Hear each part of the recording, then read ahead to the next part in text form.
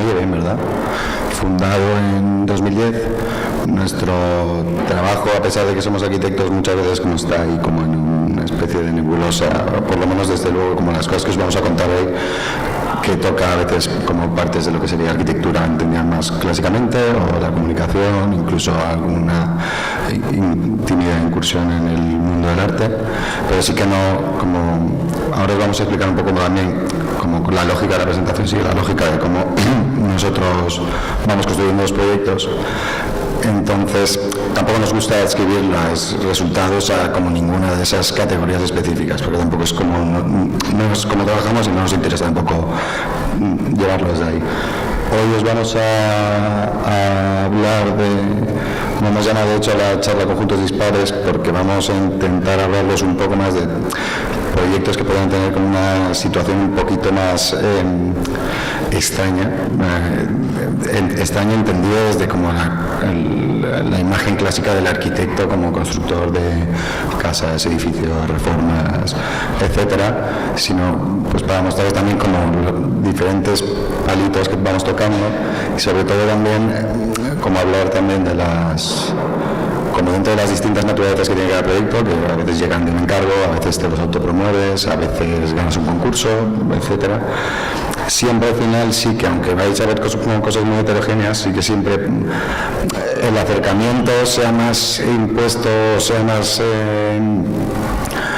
adquirido por el enunciado, por decirlo de alguna manera, siempre sigue una lógica de, partiendo de unas referencias, establecernos como una especie de lógica de construcción interna sobre la cual vamos generando un discurso que nos lleva a un resultado final. Es decir, no solemos partir como una imagen final sobre la que queremos llegar y echar hacia atrás, sino un poquito al revés. O sea, no trabajamos como desde la imagen formalista, por decirlo de alguna manera. Así que, pues sin más, vamos a ir pasando, y haremos mejor o peor los proyectos, pero os vamos a contar un par de ellos. Vale, pues este primer proyecto es un proyecto que tenemos ahora mismo en marcha y que estamos desarrollando con un laboratorio de materiales experimental, se llama SpaceTen en Copenhague, se llama Bottle Flip Bottles.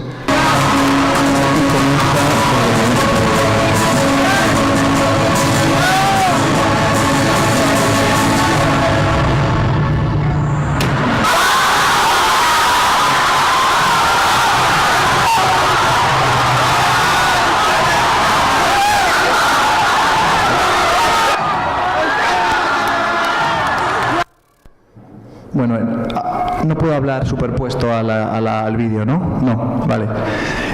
Bueno, este chico que veíamos en imagen se llama Michael Senatore, que en un concurso de talentos en su instituto en Estados Unidos lanza una botella de plástico a medio llenar sobre una mesa plegable y lo hace aterrizar de pie, ¿no?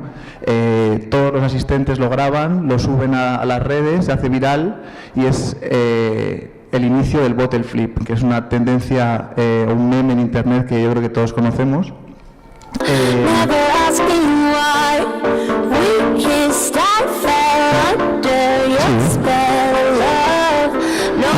se definió en los años 70. Un científico británico, da igual, o sea, pon el volumen normal y yo puedo ir. Si no hablando antes o después, ya voy viendo. El científico británico Richard Dawkins define el meme en los 70 como la unidad mínima que puede ser transmitida entre varias personas, ¿no? Ahora, con Internet, el meme se redefine y dentro de este contexto acelerado ya no solo es la información mínima que se puede transmitir entre varias personas, sino que además estas personas en este contexto son capaces de incluir pequeñas variaciones que van modificando esa información, ¿no? De ahí nace el meme que conocemos ahora, el meme de Internet. Para nosotros, estas pequeñas variaciones que va acumulando un objeto supone un proceso de diseño participativo que nos interesa bastante, y en el caso del bottle flip, por ejemplo, todas las pequeñas variaciones que van sucediendo en los lanzamientos, como por ejemplo variaciones de botella, variaciones de los tamaños de la botella, variaciones de la superficie de aterrizaje, lanzamientos más inverosímiles, de repente se serán lanzamientos desde edificios, desde la Torre Eiffel haciendo aterrizar las botellas de pie. Es algo que nos interesa, ya que todas estas acciones transcurren con la intención de generar mayor atención sobre algo, ¿no? O sea, aquí vemos cómo todas esas pequeñas variaciones que se van introduciendo en el bottle flip van generando interés y se transforman en likes y en número de visualizaciones, ¿no? Esto es algo que queríamos nosotros, es una herramienta que nos gustaría mantener a la hora de proponer los siguientes objetos que vamos a proponer. Entonces, aquí hay una modificación un poco del pensamiento, de la lógica racionalista que rige un poco el diseño del pensamiento moderno,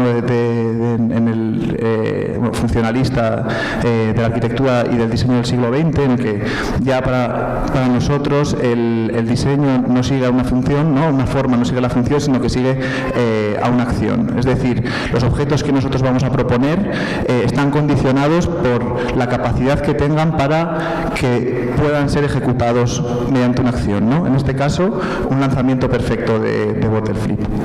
Entonces, lo que estamos empezando a desarrollar con Space 10 en Copenhague son una serie de botellas, una serie de objetos que ya no solo contienen agua y no sirven solo como para beber agua, sino que además son capaces de ejecutar un lanzamiento perfecto. Es decir, cada vez que tú las lanzas van a aterrizar de pie. Esto es una cosa que nos interesaba el hiperobjeto de alguna manera, y lo vamos a ver luego en los demás proyectos que os vamos a enseñar, en la que jugamos siempre dando vueltas en el plano virtual y en el plano real, como un objeto diseñado según unas lógicas físicas. To land upright on its bottom, the partially filled plastic water bottle depends on the correct interaction between energy, matter, time and space, all of them compensated by the skill of the diseñadas en la vida bottle real pueden tener una repercusión en un plano virtual. En este caso, con más likes, con más visualizaciones y generando más economías de la atención, ¿no? A successful hyperreal plastic water bottle has to be designed following a form-follows action approach, one that can include the physical principles derived from a dynamic object grab. Bueno, pues estos son los primeros prototipos que estamos planteando y que definen estos hiperobjetos. Nos gusta llamarle de esta manera, porque ya vais a ver ahora cuando contemos alguna serie más proyectos, cómo nos vamos a ir moviendo todo el rato entre el plano virtual y el plano real, ¿no? Y cómo podemos repercutir en el plano virtual.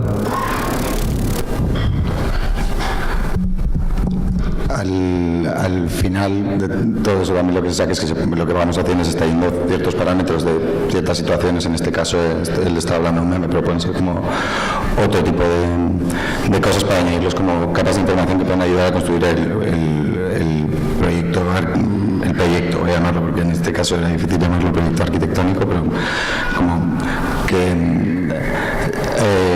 información que puede ser entendida como muy desligada, se puede como recontextualizar, parametrizar y como darle un uso a la hora del trabajo sobre el diseño. Para Virtual Faith, que es un proyecto que nace de un encargo, ¿cómo se llama? Un encargo. Nos pidieron realizar una pieza para una instalación para una galería en Buenos Aires, que tenía dos condicionantes que luego tuvieron bastante repercusión a la hora de cómo concretar el proyecto. Por un lado, era por una situación logística, no íbamos a ir a Buenos Aires a ejecutar la pieza, o sea que había un componente de distancia que había que salvar de alguna manera a la hora de hacer algo que tú no puedes estar delante supervisando. Y por otro lado, el comisariado nos pedía trabajar sobre, como concepto, por decirlo de alguna manera, sobre los sistemas constructivos, por decirlo de alguna manera, entendido de la manera más amplia posible, en específico en relación a Soyuna, que es una empresa que básicamente es un primo hermano de lo que es el Leroy Merlin de aquí, ¿vale? una casa de materiales, que además tiene como su propio canal de aprendizaje pues para hacer tus muros de ladrillo o tus acabados de tal o tus remates de lo que fuera. Como un poco partiendo de estas premisas empezamos a darle vueltas a trabajar sobre la idea de los videotutoriales como canales de aprendizaje que a día de hoy usamos, bueno, por lo menos nosotros yo los uso a diario para aprender a hacer cosas muy técnicas o muy específicas o para una cosa como más mundana de cómo cocinarte los macarrones con queso perfectos. Evidentemente esto es un mundo completamente abierto a absolutamente todos, porque el propio canal de comunicación es un canal muy abierto, todo el mundo puede publicar su propio contenido, todo el mundo lo puede visibilizar sin ninguna especie de filtro y encima existe una como interactuación entre los dos interlocutores, es decir, tú puedes comunicarte con la otra parte de la moneda. Hi guys, today I'm going to show you your hair is from the Games of Thrones. So pick 3 strands of hair next to your forehead from either side of your head. Queremos ejemplificar la lógica que hemos establecido para trabajar sobre ello con así, efectivamente este tutorial, con esta recopilación de tutoriales que es para hacer un peinado como el personaje el personaje de Khaleesi de Juego de Tronos, que entre otras cosas no solo es conocida por ser la madre de los dragones, sino que además lleva unas complicadísimas trenzas, y esto ha dado pie a que mucha gente suba tutoriales explicando cómo hacerte un peinado similar al suyo en la serie. Esto también tiene una consecuencia lógica, que es que ha dado pie a que se reproduzca ese mismo peinado en muchas cabezas de muchas personas, lo cual nos lleva a poder establecer un silogismo, que es si YouTube como máquina, como canal de reproducción que además contabiliza las visualizaciones, te da un número determinado de visualizaciones, podemos hacer la similitud de número de visualizaciones igual al número de reproducciones de ese hecho que se está visualizando. Evidentemente esto tratado como con un cierto grado de generosidad conceptual, ¿no? Puede alguien haberlo visto 2 veces, efectivamente, pero siguiendo esta misma lógica podríamos aplicarlo a otro tipo de situaciones. Si por ejemplo en este vídeo de cómo instalar suelo cerámico podemos utilizar el número de visualizaciones para hacer una predicción de cuántos metros cuadrados de suelo cerámico se han instalado gracias a este vídeo tutorial. Recogiendo todo esto, nuestra propuesta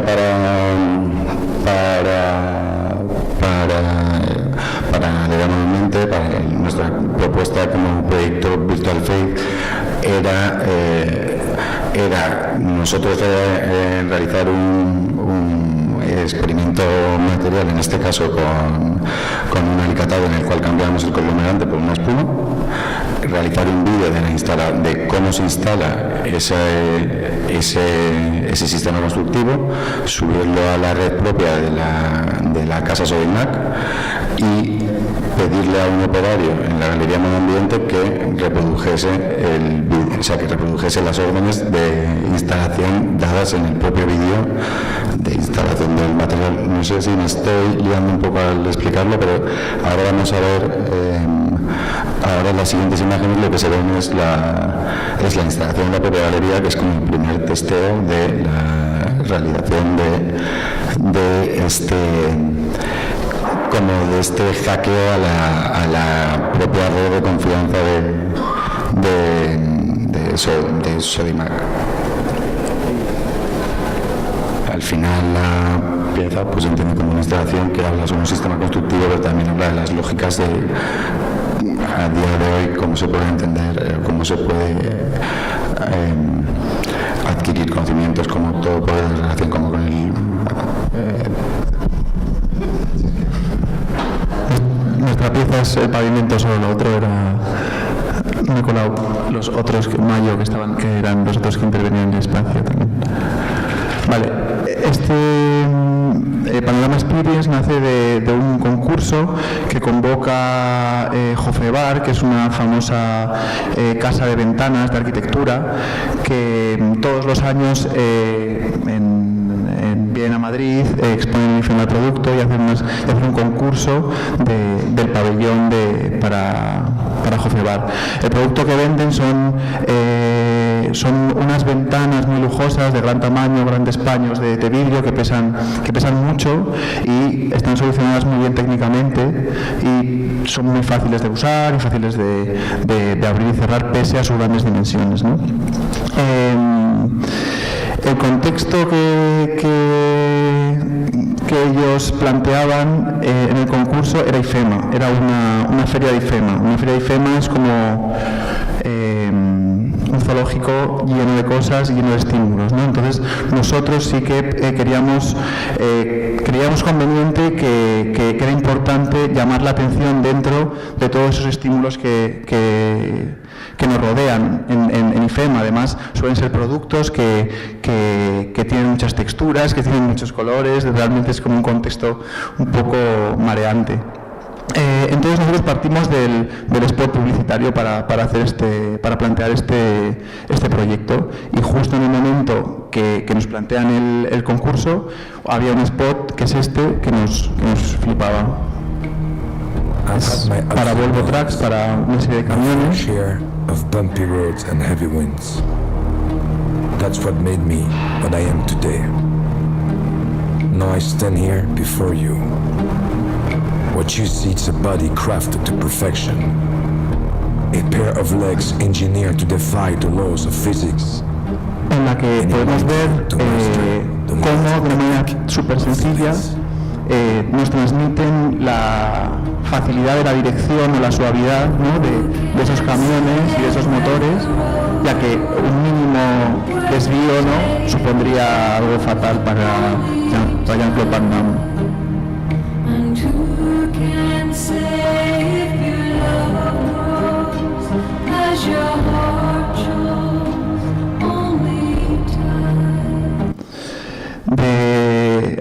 De este anuncio nos encanta la facilidad con la que se comunica, o la facilidad con la que se hace comprender a un usuario no especializado la complejidad de un motor, ¿no? Como de repente el consumidor tiene la consciencia de las características técnicas sin realmente conocer nada de motores, ¿no? O de ingeniería de este tipo.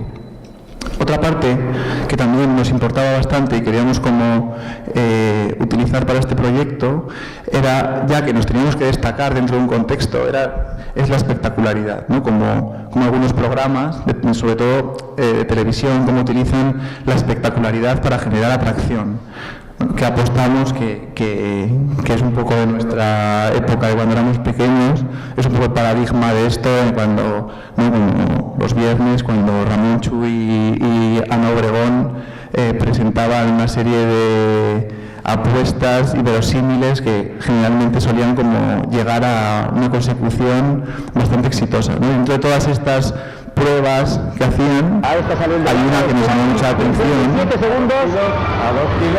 cómo el cuerpo de bomberos de Bilbao hace volar un Seat Panda con el agua a presión de sus mangueras, ¿no? Esta imagen nos parecía, aparte de mística, creíamos que hay un reto técnico que también se ejecuta con mucha precisión, ¿no? Entonces también aquí nosotros fuimos generando una comunicación con todos los técnicos de esta empresa de ventanas para proponer un stand que no fuese un stand, sino que fuese en sí mismo un anuncio publicitario, ¿no? La verdad es que ha sido impresionante.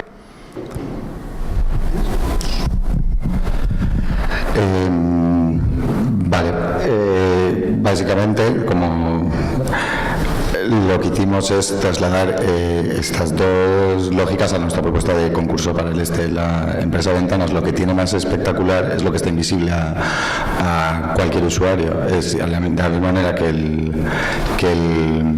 que el camión, como lo espectacular que están vendiendo, no es la imagen formal desde fuera, sino la complejidad técnica que tiene el motor.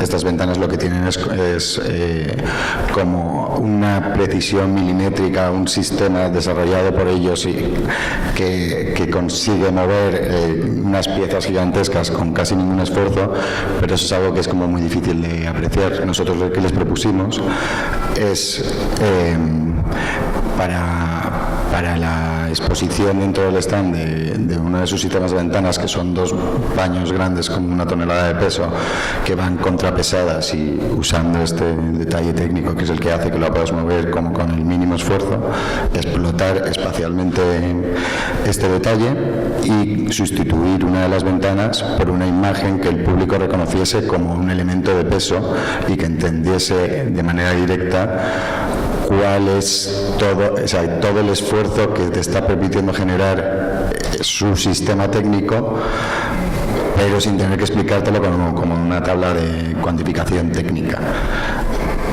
Básicamente sustituimos una de los paños por una de sus furgonetas de reparto.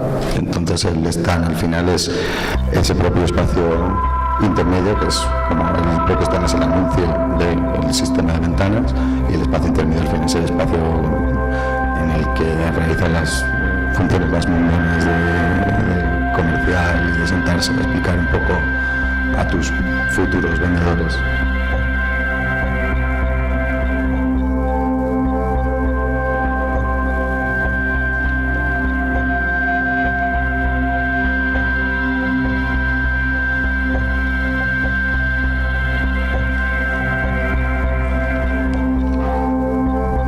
Son todo imágenes de como el montaje, de cómo cuando estaba en marcha en el propio evento. Como decía Ramón, es verdad que fue bastante útil como la implicación del propio equipo de Jozobar a la hora de asumir eso como un reto para ellos mismos, de cómo extrapolar su sistema. Ya tienen como perfectamente controlado a otro tipo de imagen que es similar, pero bueno, que requería como de su apoyo logístico, por decirlo de alguna manera. Vale.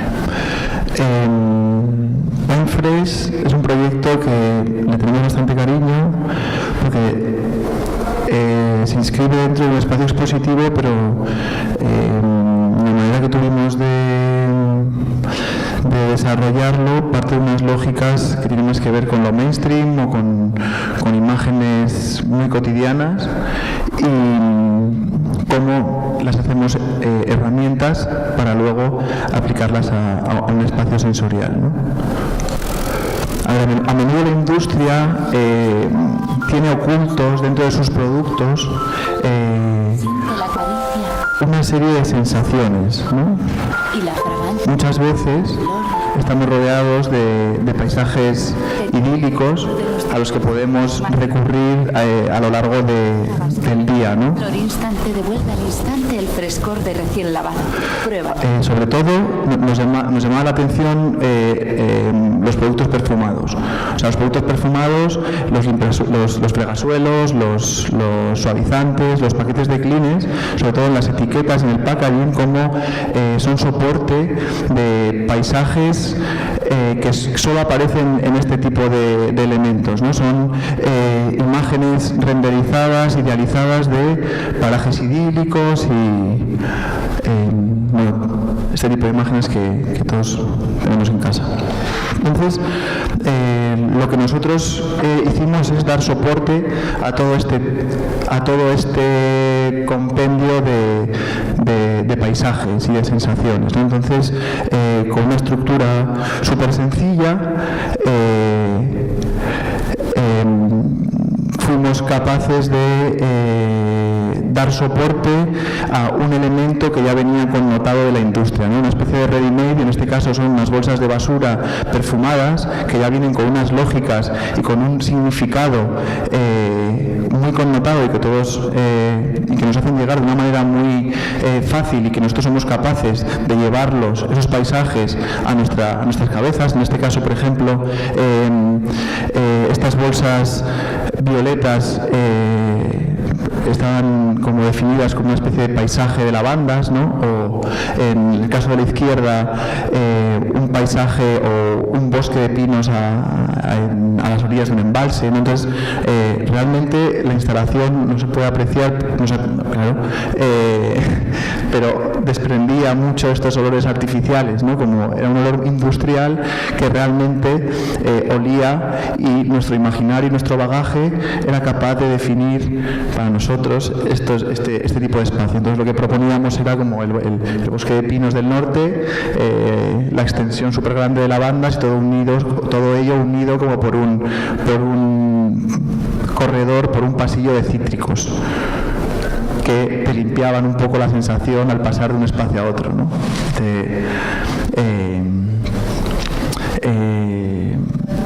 Revitalizaban, ¿no? Como de cuerpo y mente, como...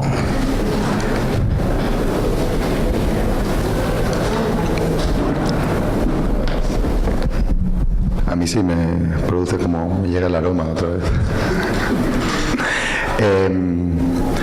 Así también, Gil, Catering Services nace de una petición que nos hacen desde el IED para como habilitar un espacio en el cual querían hacer un evento relacionado con una cena.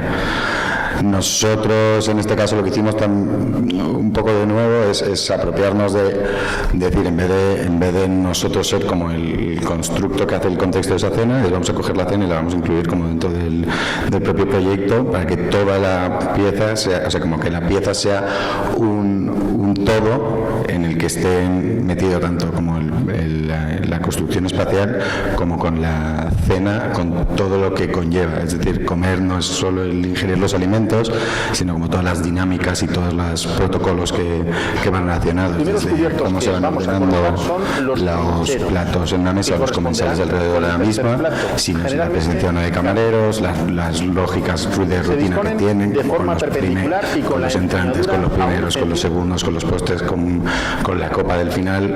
Todo esto, el hecho de los cubiertos o no cubiertos, todo esto lo utilizamos como parámetros para generar la propia instalación, que al final, como veis ahí, como empezáis a ver ahí, ¿no? Al final la instalación tiene una lógica radial en la cual desde fuera hacia adentro vamos pasando como desde los entrantes hasta los postres, acabando como en la copa del final. Todas las superficies son obleas hechas en un obrador cercano. Los alimentos son esferificaciones para que no haga falta de ningún elemento extra a la hora de ser partícipe de la propia instalación más allá de tu propio estómago. Y la propia lógica también del hecho de la cena como un evento con un inicio y un final la quisimos hacer partícipe también dentro de la propia lógica de la construcción, haciendo que se fuera no solo acabando por el hecho de que fuera consumida, sino que fuera colapsando la estructura según íbamos avanzando hacia el centro de la pieza, como veis ahí.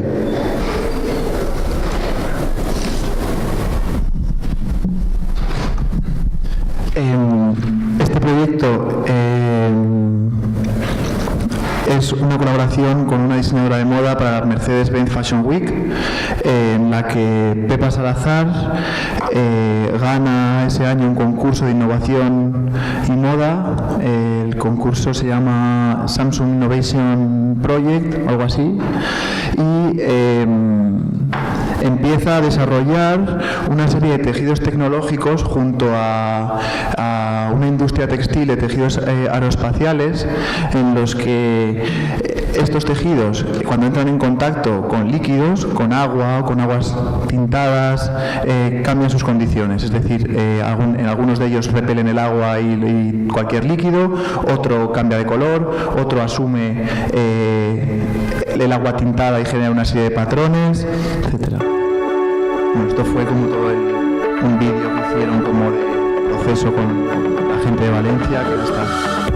Entonces de repente sí que el proyecto empezaba como a acumular agentes de interés, pues, desde unos agentes más técnicos como pueden ser esta empresa. Pepa Salazar con sus diseños, nosotros, Carlos Sáez, que era un artista que también ayudó a desarrollar el concepto, con una serie de vídeos en los que a nosotros nos parecieron bastante reveladores, porque sí que viendo esto y cuando teníamos los tejidos nos parecían bastante mágicos en cuanto cambiaban de estado, cambiaban, hacían aguas cuando les daba el agua, cuando les daba la luz, ¿no? Nos parecía un proceso bastante mágico, lo cual quisimos también mantener un poco esa prudencia con la instalación. Además, la instalación se inscribía dentro de las pasarelas de la Mercedes-Benz Fashion Week en IFEMA y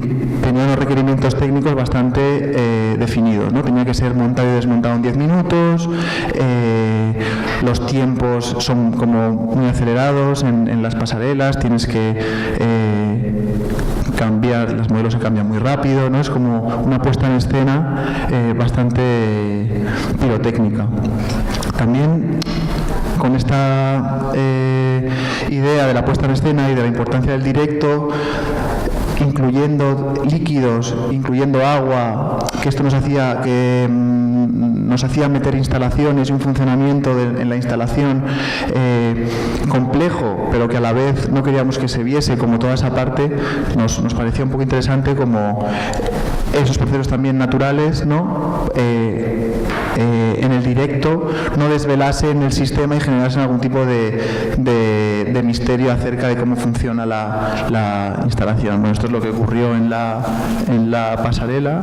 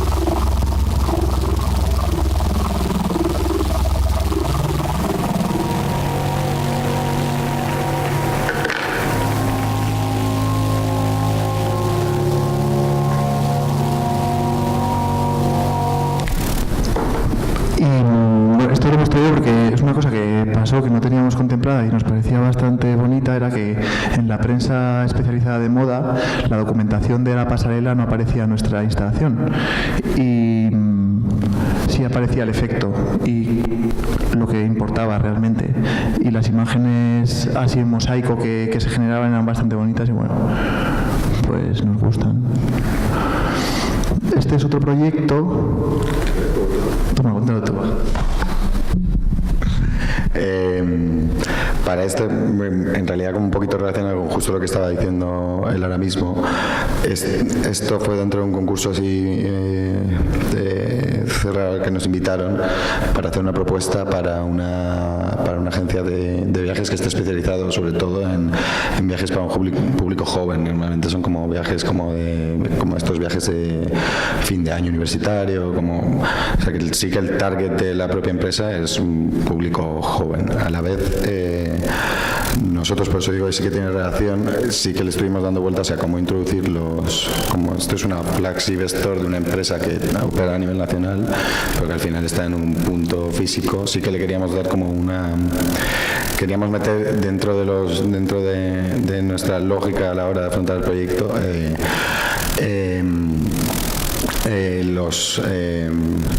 queríamos darle valor a la visualización que iba a tener, no tanto exclusivamente para la gente que visite la tienda físicamente, sino para todas las potenciales visualizaciones que puede tener a través de una red social, a través de cualquier medio, etcétera. Esto que estabais viendo ahora mismo, que nos parece como bastante interesante, era Kim Kardashian haciendo un video tutorial,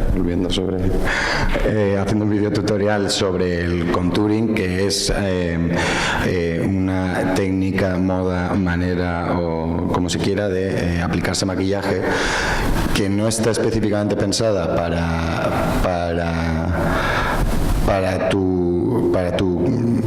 para la imagen que das en la presencia física, por decirlo de alguna manera, sino que está como más orientada a las lógicas que tiene la difusión de tu imagen a través de las redes. Es decir, está pensada para cómo realzar tus gestos, facetas o lo que sea a través del filtro, de pasar del filtro al móvil. Es decir, por eso esa imagen así como de, en cuanto no estás orientado tan específicamente a como deberías estar orientado en la manera que te estás maquillando, de repente se desvela un poco como estas trampas. Ahí el móvil como filtro y como esta dicotomía entre los parámetros que necesita un espacio para ser un espacio no solo vivible, sino como de calidad y a la vez de generar un valor extra para todas esas potenciales visualizaciones en redes sociales, especialmente con un público objetivo muy joven, nos parecían como ricos interesantes de introducir en el proyecto desde el inicio. Hablando como el móvil como filtro, pues esto es, evidentemente son imágenes de Snapchat. No las pases tan rápido que voy a presentar a Elena. Eran imágenes de Snapchat, que es la aplicación esta que te aplica un filtro de realidad aumentada que evidentemente en tu cara no pasa nada, solo sucede a través del móvil. Nosotros quisimos introducir entonces el móvil como puerta de contacto entre la tienda física, por decirlo de alguna manera, y la imagen de la tienda en todas las redes como elemento de valor del proyecto. Nosotros queríamos hacer un espacio que además hiciera como esa... nosotros queríamos proponer, que estamos ahora sigo, nosotros queríamos proponer como valor del proyecto que el propio espacio fuera ese contenedor de todos los potenciales espacios que puede llegar a ser, que además tiene relación directa con el objetivo de la marca, que es una agencia de viajes que te lleva a espacios. Nuestra propuesta, por tanto, es una especie de canvas posibilista, es un croma, al fin y al cabo, en el cual se puede, a través del móvil como puerta de acceso con una aplicación específica, no solo disfrutar del espacio con una peculiaridad arquitectónica, que es como un espacio de croma, que siempre tiene como ese punto bastante impactante, como cuando ves como el making of de una peli, como que a veces las imágenes con los cromas verdes y cromas azules de cómo han grabado no sé qué son casi tan impactantes como la imagen final que se genera en la película, pues jugar como con esa doble dicotomía también nosotros. Bueno, es una única dicotomía.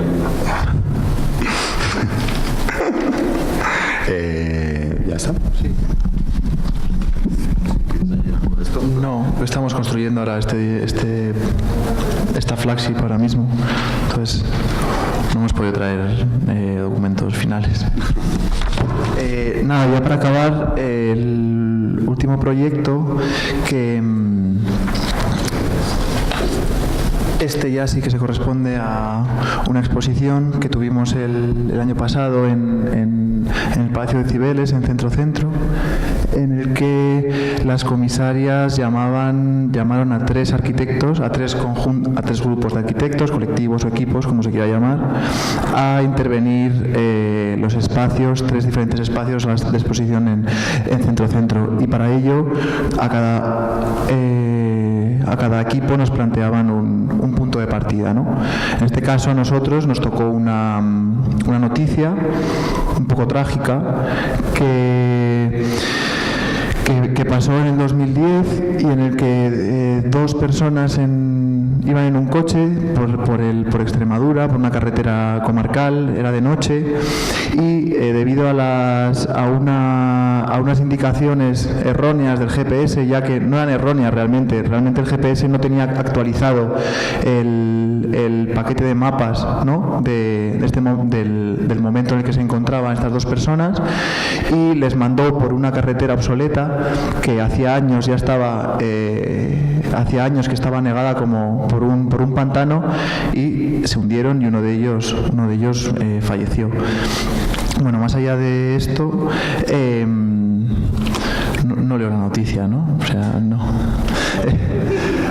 Bueno, lo que describe esta noticia, lo que nos parecía muy interesante es cómo estas dos personas, estos dos cuerpos transitan por un error, por un glitch, por un error de procesamiento, por un error de concordancia entre la realidad y la representación, en este caso los mapas del GPS, ¿no? Cómo la representación de alguna manera sobrevive a la realidad y no es capaz de soportar un cambio natural como puede ser la crecida de un pantano, ¿no? Y es en esta como fricción entre la representación virtual y la realidad donde nosotros nos movemos y el contexto que nos interesa para desarrollar esta propuesta. Entonces lo que hicimos fue replicar desde Madrid hasta donde ocurrió el accidente, replicamos el viaje, pero en los dos planos, o sea, en la realidad que nos dio para recoger datos y para hacer un tracking que posteriormente el tracking es como toda la ruta que tú haces con el coche, ¿no? Eso se almacena en el GPS y luego lo puedes meter en Google Earth, le das al play y te reproduce ese mismo viaje, pero en el plano virtual, ¿no? En Google. Entonces, de aquí, de esta toma de datos, fueron surgiendo ciertas herramientas y ciertas atracciones que nos fueron como guiando para hacer la propuesta. Cuando fuimos, por ejemplo, en el viaje real, que íbamos con varios GPS, realmente con el que tuvieron el accidente era TomTom, que era la marca que no tenía actualizada y bueno, luego hubo como una serie de pleitos que bueno, nos metemos como con que es también interesante cómo se llevó como a un plano legal y judicial. Bueno, esto es un poco una anécdota que cuando nosotros fuimos había una sequía en el pantano y también pues no estaba actualizado el mapa y pudimos como ir a lo largo según el GPS, ¿no? por medio del pantano. Esta sería la llegada, una vez recogidos los datos y hecho el tracking, metidos en el Google Earth, ¿no? Y la llegada en el plano virtual, en el que había una cosa que nos llamaba mucho la atención, era que podíamos como andar sobre el agua.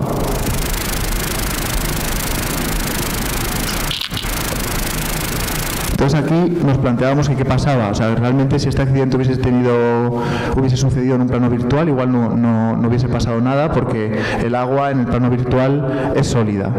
Y es sólida porque Google, con el sistema de mapping que tiene, es conocido como la textura universal, lo que hace, todo lo que vemos en Google Earth y todas estas representaciones, moldea el mundo en 3D en blanco, digamos, ¿no? Como una serie de volúmenes con sus carreteras, con sus árboles, con sus coches, con sus edificios, y luego proyecta una imagen satélite sobre estos volúmenes.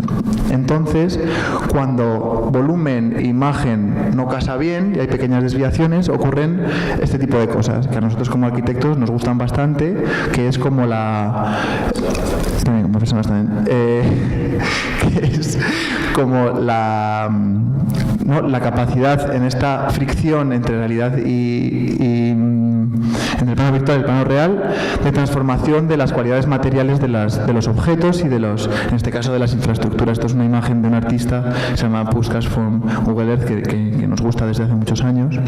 Bueno, y con esta investigación de materialidades virtuales, etcétera, y entonces hacemos paseos por Google, en los que ya no solo el agua es sólida, sino que los edificios son atravesables, se producen zonas de mayor y menor resolución, la vegetación es como se redefine también, como todo lo natural, como unos elementos sólidos parecidos como a folios o a hojas dobladas o algo así, ¿no? Y en la investigación, toda esta investigación material, nos quedamos un poco con esta investigación sobre el agua, que también además nos ha dado cuerda también para llevarlo a otros proyectos que estamos desarrollando y que ya hemos desarrollado muchos, en algún caso en el que esto, por ejemplo, es una recopilación de aguas de diferentes mares en el que también hay de repente hay plasmados también muchos intereses políticos, territoriales, medioambientales, geopolíticos, y que vienen definidos por momentos en los que hay mayor o menor resolución de estas aguas, pues porque hay mayores intereses políticos y no se quiere que se vean ciertas cosas, o la monocromía. Bueno, ahí es como una especie de... Aquí salen varias cosas. Bueno, nosotros también la elección de esta textura, que es una zona del mar del sur de China, viene de otro proyecto que es un proyecto un poco más de investigación geopolítica, y desarrollamos un patrón también con unos tejidos en los que nosotros proponemos un tránsito por un espacio, en este caso la sala de centro-centro, en el que nos movemos en un rango de aguas de más a menos sólidas, ¿no? Como jugamos con las viscosidades sin llegar nunca como al líquido, y nos movemos siempre en esa fricción en la que tuvo lugar ese accidente, ¿no? Entre lo real y lo virtual, y lo representado y lo que no. Bueno, estas son fotos de la sala, en la que también aparecían diferentes costuras entre las imágenes que también nos interesan. Y luego hubo un momento en el que hicimos un taller, en el que hubo una activación de la pieza, en la que nosotros reproducíamos torpemente cómo funciona Google, ¿no? Como lo que pasa que sustituíamos los satélites por palos selfies. Entonces los participantes iban haciendo ortofotos, fotos desde arriba, como si fuese el satélite, con ese fondo representado que define ciertas zonas de ciertos mares, y que luego geolocalizaban de nuevo en ese plano virtual donde aparecían sus fotos, una especie como de colonos también de esas zonas indefinidas de baja resolución. También la baja resolución es lo bueno que tiene, es que puede ser interpretada, no es una imagen clara, entonces tú puedes fabular sobre ella, y se generaban estos nuevos territorios virtuales, etcétera. Justo. Sí, segundo, porque yo creo que igual, por si no se acaba de entender, porque al final las fotos es difícil, porque la sala era difícil también. Al final la pieza lo que proponía, de la misma manera que teníamos esos dos recorridos, uno tanto en el mundo digital, que es donde tú puedes andar sobre el agua, y otro en el mundo real, que es donde puedes acabar de manera trágica con respecto a ella. Lo que proponíamos era hacer como la transición de ese error en una pieza que casi básicamente ocupaba toda la sala, que te proponía cómo andar en ese mundo intermedio, o transitar desde uno al otro, desde la representación de lo que es el agua hasta la realidad de lo que es el agua. O sea, que es difícil a veces de ver como